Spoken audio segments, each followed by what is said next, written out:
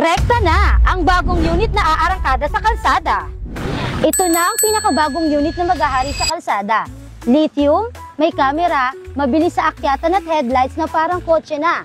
Yan ang NXT Recta.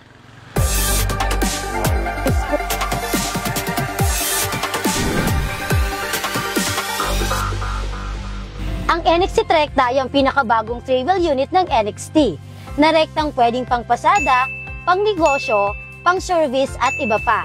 Lahat yan kayang-kaya. May 60 volts and 67 amperes na lithium iron phosphate battery or LiFePO4 na naka-JKBMS app na pwede mong i-connect sa phone mo to monitor your unit.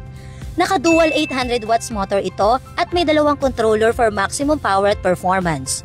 Kayang-kaya nito ang heavy loads na up to 250 kilos, kasya ang 3 tao at sisiw ang uphill slopes dahil sa combination ng battery, motor at controller.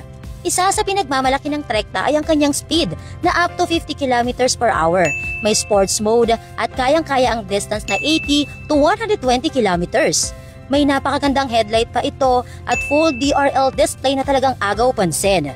Top-notch din ang safety features nito kagaya ng rear camera, 180mm disc brake sa harap at likod, at may front hydraulic shock suspension and hydraulic shocks with spring naman sa likod. Pack din ang NXT Recta ng following features. 3x10 tires, full LCD display with NXT's regenerative charging technology, storage, alarm with remote, mini fan, Bluetooth speaker, USB charging port, wiper, rain cover, at dual front utility packets. May 10 amperes charger ang unit at may charging time na from 5 to 7 hours.